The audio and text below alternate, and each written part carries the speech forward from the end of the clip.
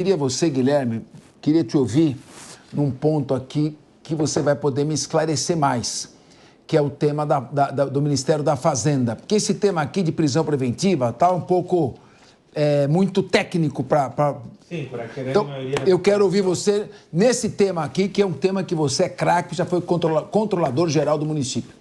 O Ministério da Fazenda, o ministro da Fazenda, Fernando Haddad, se reuniu com o presidente Lula nesta quarta-feira. E o encontro serviu para atualizar Lula sobre as negociações de pautas entre o governo federal e o poder legislativo durante sua viagem à Bolívia. Logo após a reunião, Haddad conversou com jornalistas e reforçou que a decisão sobre a forma de compensação, você tocou nesse tema, Guilherme, da desoneração, não cabe mais ao Ministério da Fazenda. Vamos ouvir que eu quero o seu comentário. Vamos lá. Não tem proposta da Fazenda. A Fazenda fez uma proposta que não foi aceita, a medida provisória foi devolvida, o que, a pedido deles, nós fizemos vários cálculos, mas a decisão é deles. Agora vai vencer o prazo da decisão do Supremo e o presidente reiterou que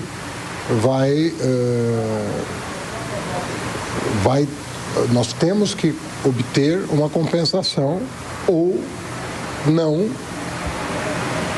situação na qual volta a reoneração.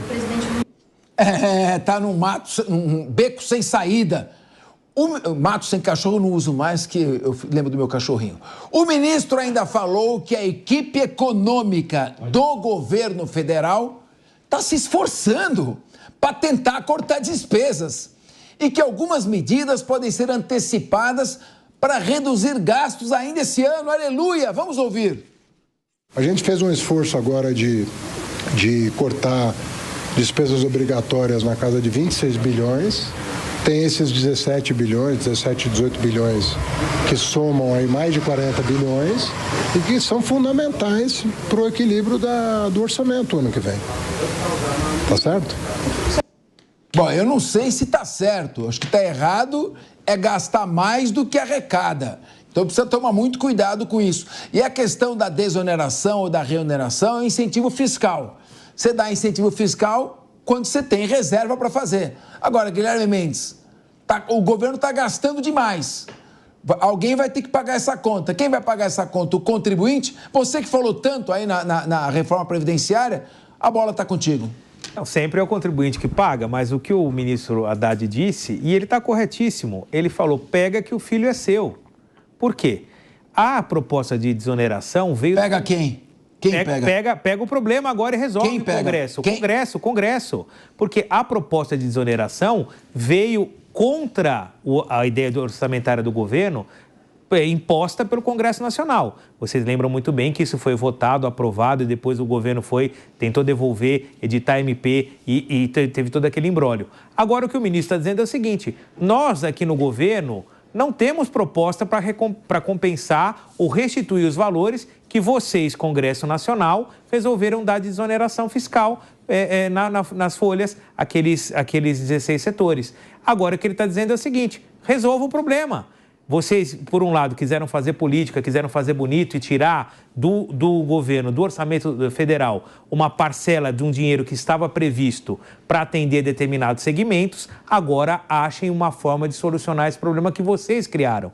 Então, como eu disse no início, pega que o filho é seu. Agora vamos ver o que o Congresso Nacional vai fazer. Por quê? Se por um lado existe essa conversa de que tem que cortar gasto, o governo gasta demais e tudo mais, e em parte isso é verdade, por outro, a atitude do Congresso foi extremamente populista, irresponsável. E agora o preço chegou. O governo vai precisar que esse dinheiro que foi dado como renúncia fiscal retorne aos cofres públicos para quê? Para que façam os investimentos previstos, para que as despesas ordinárias sejam pagas. E quem vai ter que dar conta disso? O Congresso. Só que agora tem a parte ruim. Voltar ao criar lei para cobrar imposto vai cair na conta de quem?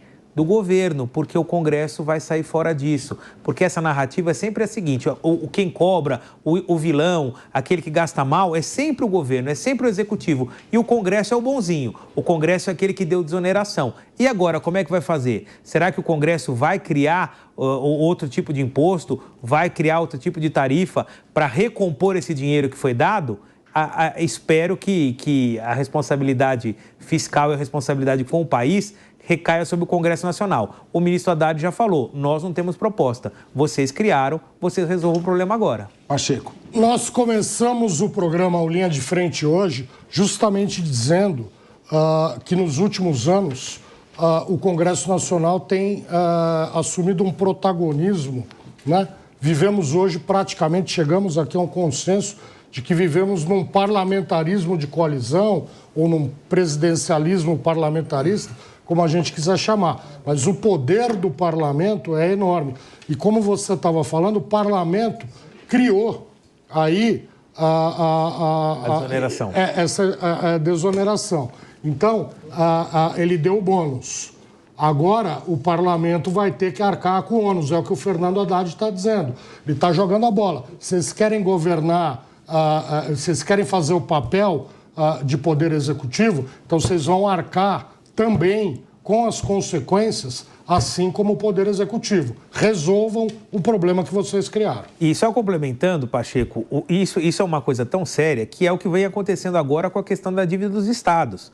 Veja, por um lado é bom o presidente do Congresso Nacional tomar uma postura e tentar resolver o problema, mas por outro lado, quem tem que estar na mesa são dois agentes principalmente, devedores e credores, ou seja, os governadores e o governo federal, não o Congresso. O Congresso não é o chefe do orçamento.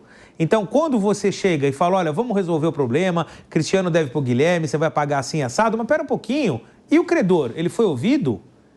Então, por que o governo não faz isso? Não, o governo faz isso, tanto é que Você está dizendo que você mandou o Congresso resolver? Não, eu mandei não, o Congresso está entrando nisso, o ministro Haddad sentou com cada um dos governadores e tentou equacionar a questão. Os governadores não satisfeitos, como Minas agora vai recorrer ao Supremo para não pagar, para institucionalizar o calote. E recorreram às suas bancadas no Congresso dizendo o seguinte, olha, aqui não deu certo a negociação. Vamos mudar a lei para ver se alonga a minha dívida ou então diminui a taxa de juros, enfim, de alguma maneira me ajuda? É legítimo, é legal. Só que o problema é o seguinte, quem é o dono do orçamento é o governo federal e quem deve são os estados. Aliás, diga-se de passagem, nós estamos aqui comentando, quem deve mais de 80% da dívida pública são os grandes estados, os grandes arrecadadores. São Paulo, Minas, Rio Grande do Sul e Rio de Janeiro. Tem exceção feita ao Tocantins, que deve R$661 mil à União, as outras dívidas são todas da casa de bilhões. E quem está pagando o pato? Quem está pagando o pato é você aí do Nordeste e do Norte, que o seu governador fez a lição de casa, manteve as contas mais ou menos em dia, e em compensação os caloteiros aqui estão querendo agora alongar. É isso que eu... Aí passou do limite. Cristiano Vilela. Não, aí passou, olha, Guilherme, eu quero colocar aqui dois pontos, honestamente. Eu vou pegar o dado aqui do percentual. Para mim, essa questão Estado endividado é má gestão. E a má gestão não é de hoje, não. É má gestão já de muito histórica. tempo. É má gestão de muito tempo. O Estado que eventualmente não tem dívida com a União não é atestado de boa gestão. Até porque tem muito Estado que não tem dívida e coleciona maus governos ao longo dos últimos anos. Então, eu vejo que esse não é o critério. O critério em questão, na minha visão, é um critério objetivo de se discutir qual vai ser o indexador dessa dívida. Se esse critério que temos hoje de IPCA mais 4%, se ele é adequado ou se ele é abusivo. Peraí, você está dizendo que quem deve mais administra melhor do que quem deve menos? Eu estou falando exatamente o oposto. Então, eu falei quem deve menos normalmente administrou melhor, né? Não, de forma alguma. Numa casa é o que acontece. É que às vezes quem deve menos também não fez nada. Também não fez nada. Tudo bem, ok. Isso também. Agora nós estamos falando de quase 80% da dívida. Fazer uma observação. Diga lá. Fazer uma observação, porque essa dívida ela não foi contraída por quem está no governo hoje. Se hoje o governo é de esquerda, ontem talvez ele fosse de direita. Se hoje o governo é de direita, ontem talvez fosse de esquerda. Eu acho que esse é um tema que não tem que ser ideologizado. Mas quem está fazendo isso? É um tema objetivo. É um tema objetivo que tem que discutir o indexador dessa dívida. É esse o ponto de discussão. Com relação à desoneração, também eu quero fazer uma outra crítica nesse sentido. Infelizmente, no Brasil, nós somos useiros e vezeiros de termos a criação de subsídio daqui, de isenção dali, que acaba gerando uma situação como essa. Agora está o Senado batendo cabeça e o Executivo e tal, tentando encontrar imposto, forma para arrecadar, para tentar pagar essa conta da desoneração. É essa lógica que muita gente batia a palma o ano passado, quando foi aprovada a reforma tributária, e aqui nessa mesa a gente falava, olha, essa reforma tributária não é bem assim, vamos ver como é que vai ficar, essa coisa de que a gente vai parar de pagar 80 e tantos impostos, não é bem assim, vai diminuir o preço, o imposto que é pago. Cadê?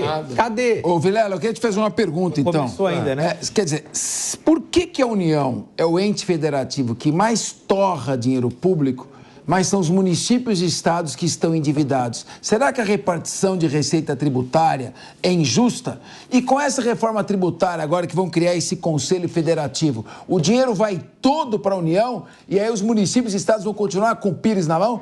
Isso que é o viés de um país que não se quer autoritário? Os prefeitos lá em Brasília. Exatamente.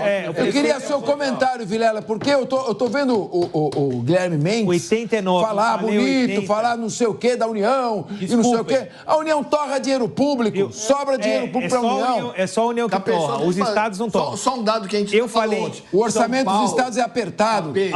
Wilson. A gente falar da dívida de São Paulo. São Paulo manda para Brasília mais de 800 bilhões. E recebe, sabe quanto? 9%. Como que o resto um tá Estado, como que um Estado que manda 800 bilhões e só recebe 9% não vai ter dívida? Olha, eu cometi um erro. Eu cometi um erro aqui, eu tenho que corrigir. Eu falei 80%, não é 80%, é 89,4%. Quais são os estados? São Paulo, Rio, Minas e Rio Grande do Sul. 89,4% da dívida com a União são só de 4 estados. Os outros 23, tá tudo ok, tudo equacionado. Isso incluindo os estados e as capitais, diga-se de passagem. E aí vem Minas Gerais, por exemplo, é fácil, né? Vai para o Supremo para propor o calote. Ele devolve só 9% para São Paulo e distribui o resto, aí fica fácil. O resto não deve nada para a União. E o que é engraçado é o seguinte, outro dia eu estava vendo até um comentarista dizer, virou praxe, a lei orçamentária estadual, quando ela é formada, já o pessoal não se preocupa mais em pagar.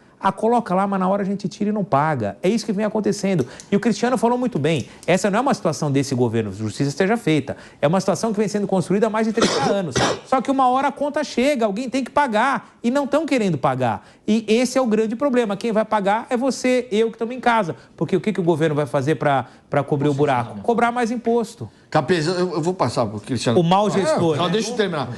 Eu acho que o Congresso tem que ter a sua responsabilidade e manter a desoneração de 17 setores e desonerar outros mais, porque o governo federal até agora não fez sua parte cortando custos e gastos. Eles só querem arrecadar e não tem um equilíbrio fiscal. E vou te contar, Guilherme, Plano Real só deu certo por conta de algumas vertentes, entre elas as negociações das dívidas com o Estado e o teto de gastos. O presidente Lula, o governo federal tenta toda hora romper o teto de gastos e não quer negociar de forma correta com os estados. Não tem como dar certo a economia do país. Por falar em reforma tributária,